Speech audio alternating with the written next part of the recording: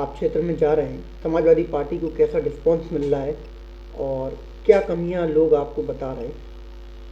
देखिए, सारे लोग अखिलेश जी की तरफ बड़ी आशा भरी निगाहों से देख रहे हैं।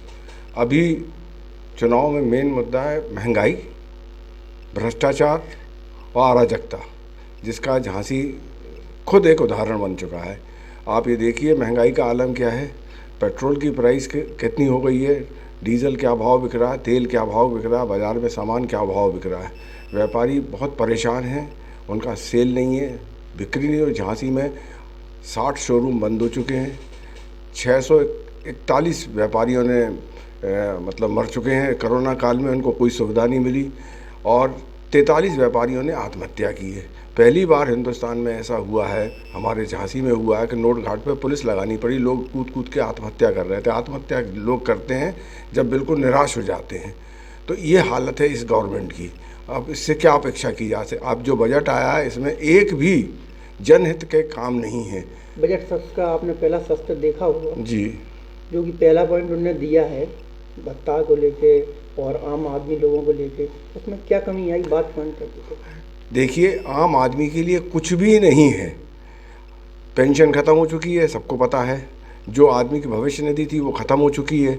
आप ये बताइए, आप जो सब्सिडी थी उसका इन्होंने परसेंटेज कम कर दिया, आपने देख लिया होगा। ये किस हाँ इसमें इसका असर किस पे आएगा? इसका असर आएगा गैस सिलेंडर पर, अभी जो मिलता था। इसका असर आएगा पेट्रोल के ऊपर, डीजल के ऊपर। इसका असर आएगा जो सब्सिडी इन्होंने ख़त्म की है मिट्टी के तेल के ऊपर। इसका सबसे बड़ा असर आएगा किसानों के ऊपर, क्योंकि सबसे ज़्यादा सब्सिडी मिलती थी हमारी खाद के ऊपर। ये अगर ख़त्म हो जाएगी तो किसान हमारा बर्बाद हो जाएगा।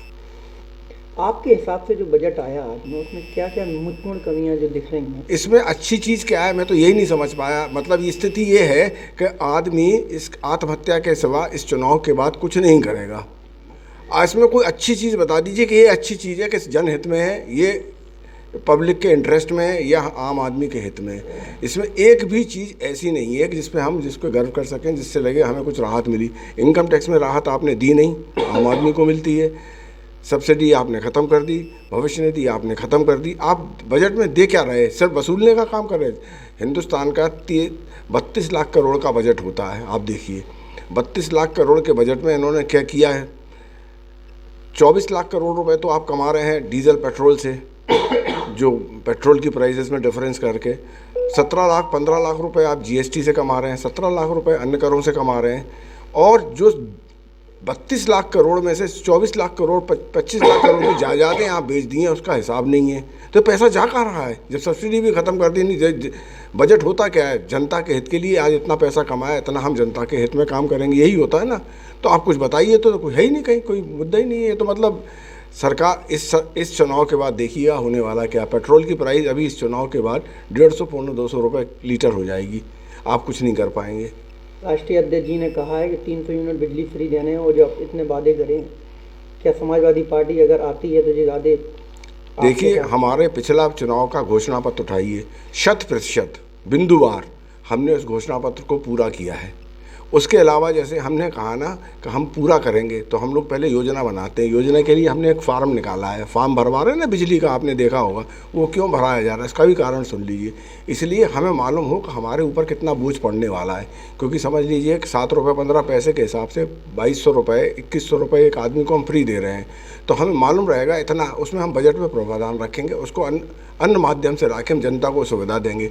अच्छा, इससे 300 यूनिट क्यों रखा गया है आप बताइए? ये गरीब आदमी के लिए है। गरीब आदमी जो 200 रुपये 250 रुपये कमाता है रोज़ का, 300 रुपये कमाता है, अगर बिजली का बिल 2000 2500 दे देगा तो बेचारा खाएगा क्या? इसकी सुविधा के लिए ये रखा गया है। झांसी की जनता के लिए आपका क्या मैसेज है?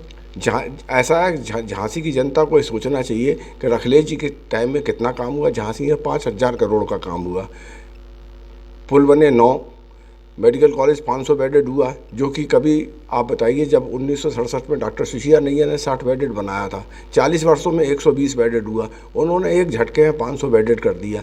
इसका मतलब उपलब्धियां तो हैं। रोडों की दिशा हमने सुधारी, बिजली की व्यवस्था हमने सुधारी, हमने सब अच्छा। इनके 5 सालों में झांसी के लिए एक भी काम हुआ तो बता देंगे, लिख दें हमने ये काम किया, हम मान जाएंगे इनको। मैं तो ये भी कहने को तैयार हूँ, अगर ये कोई ऐसी योजना बता दें इन्होंने कुछ किया हो। हमारे टाइम में पैसा आया लक्ष्मी ताल के लिए, हमारे टाइम में पैसा आया आदिया ताल के लिए, हमारे टाइम में हमने दिया है पैसा आपके नारायण बाग के लिए। तो हमने तो झांसी के लिए काम बहुत किया है। जनता तक क्या मैसेज जा रहा है पार्टी को लेकर और सभी कार्यकर्ताओं? सारे कार्यकर्ता एकजुट हैं और बहुत गंभीरता से चुनाव लड़ रहे हैं। आप ये देखिए, हमारे यहाँ कोई कार्यकर्ता ऐसा नहीं घर बैठा हो। ये सब झांसी में देख लीजिए घूम रहे हैं। इनको क्या, सब अच्छे घरों के बच्चे हैं। जब चुनाव का रिजल्ट आएगा आप देखिए सबकी जमानतें जब्त होंगी। धन्यवाद सर।